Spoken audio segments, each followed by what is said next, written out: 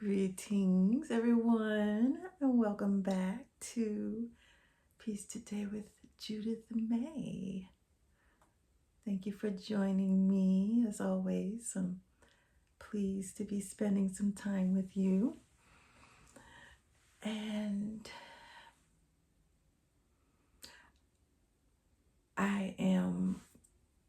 when you find me pausing, it's sometimes that my brain is working.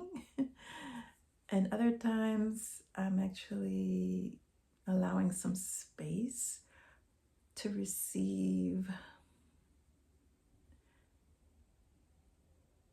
thoughts, words, energy from spirit on what I would like to speak about. I'm actually someone who practices as often as I can. I can't say that I do it like every minute of the day, but I try as much as possible to practice present moment awareness. Present moment awareness. One second.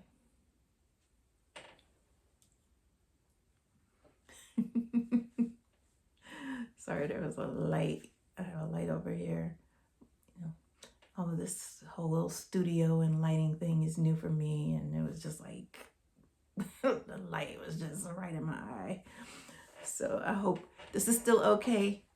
I'm in the very early stages of my program, so bear with me as I grow. Appreciate you. So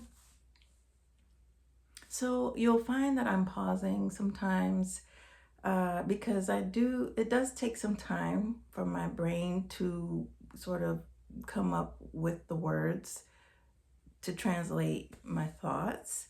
One of the things that I'm aware of about myself, maybe something I might acknowledge as a weakness at times, is that I can sometimes have challenges with words, with words coming out. Sometimes both of my brains, I like to say I have two brains. Sometimes both of my brains are trying to talk at the same time, and so my words don't come out straight. Or other times I'm just having a hard time, coming up with the word to say a thing, or I'm trying to formulate the thought as I'm trying to communicate it. So this is something that you may notice, and it's okay. I'm okay. I'm okay with it, and I hope that you can just bear with me when that's what's happening. And then there's other times where I'm just allowing space to sort of receive some guidance, inner guidance, on what direction to go with my conversation. And that present moment awareness that I engage in and try to practice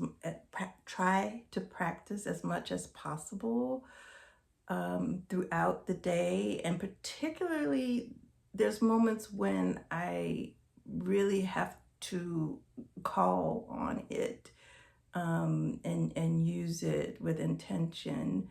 And one of the times that's very helpful to me, I've found it to be a really useful practice, is when my mind is really kind of spending a lot of time on something that doesn't feel so good.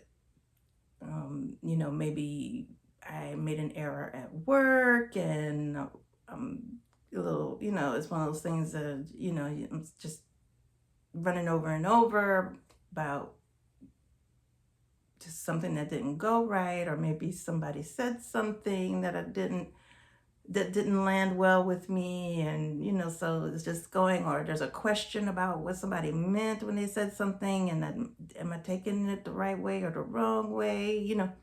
Like we all do that, right? Because the mind just has its um, wheels that just turn. and and when I find myself doing that, I know that present moment awareness is the way to exit. That's the exit ramp. So there is the practice of present moment awareness that is just a general practice that's good for, just a way of being most of the time, uh, making your life a meditation. To quote Eckhart Tolle, who was one of the spiritual teachers that I have studied quite a bit over the years. So making my life a meditation is something that I try to remember to do, and it's also a time when, or a practice when I'm not necessarily like able to stay in that mode, when I realize that I'm having an issue with sort of like this thought pattern that I need to interrupt. Present moment awareness is a really useful way to interrupt those kinds of thought patterns. We all do it. I do it. It's okay. It's all right. It's human. We're all human. I'm human. I'm the first one to let you know I'm human. So that's one of the reasons why I may pause. But again, that awareness, that present moment awareness, is also sometimes a space that I allow of stillness, so that I can sort of feel into what direction I need to go with the conversation as I'm speaking. So anyway, just know that that's what's happening, and it's something that I think it's useful for viewers who are experiencing those pauses to actually observe yourself during the pause. Like, what's happening with you when I'm having moments of pause, particularly when it's those moments where I'm sort of like pausing to allow a moment of receiving, right? I want for you to sort of be there with me, be present with me in the pause. Don't let it be something that you think is problematic, or a reason to not participate in a conversation. It's I don't find it to be an awkward silence, because there's actually something going on in the silence. It's not just like a pause of just like, okay, I don't know what to do now, or I don't know what to say. It's literally me working on something, either trying to sort of like formulate a thought, find the words for the thought that I'm trying to express, or I'm actually searching for direction by allowing that space so that I can receive the direction that I need to take in the conversation. So I realize that I may have repeated myself there, but again, it's okay. I'm in the early stages of this process. I think I find it interesting that a lot of people, when they're first starting out, they're like feeling anxious about viewers, how many views they're getting. I'm actually really relieved to not be getting very many views right now. I'm hoping, of course, eventually that will change, and I'll grow, and that, my message will catch on, that that others will be interested in my message of peace and love, and just my energy, and then of course I'm also hoping that my communication style will develop and grow in the process, and that maybe I don't have quite as many pauses, that I don't require as much time to kind of work through my thoughts or my words. But it's all good. It's all good. And this is just the beginning. I've been doing, this is my fourth or fifth show.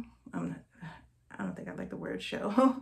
My fourth or fifth time recording and sharing.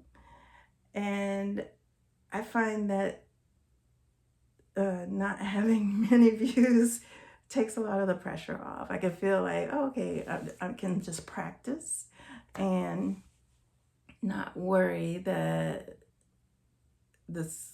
a whole lot of people are, paying attention at the moment.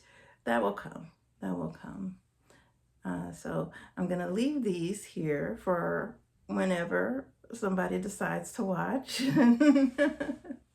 And if you are watching now or later, I appreciate you. So just that pause when I said now or later and then repeating it was because I remembered, for those of you all who, and I think they still make these candies, the now and later candies. So that actually reminds me of a really fond memory growing up.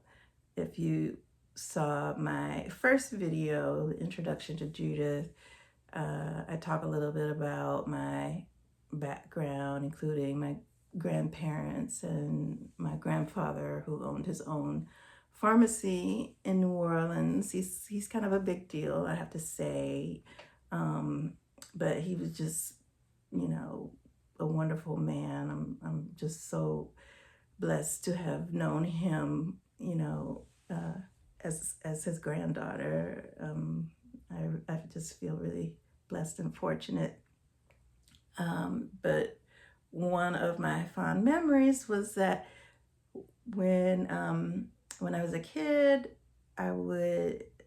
my brother and sister and I, who lived in New Orleans, we just always lived in New Orleans for our entire childhoods. We would spend a lot of time over at my grandparents' house, and when we did, one of the things that we got to do was call in our candy orders every day, pretty much anytime that he was working. And I think he worked 6 days a week from like 9 or 10 until 7 p.m. And so 6:30, 6:30, it was time to call in our candy orders. And I loved Now and Laters when I was a kid.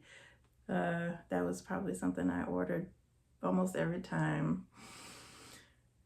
So anyway, that's kind of what that pause was when I said now or later.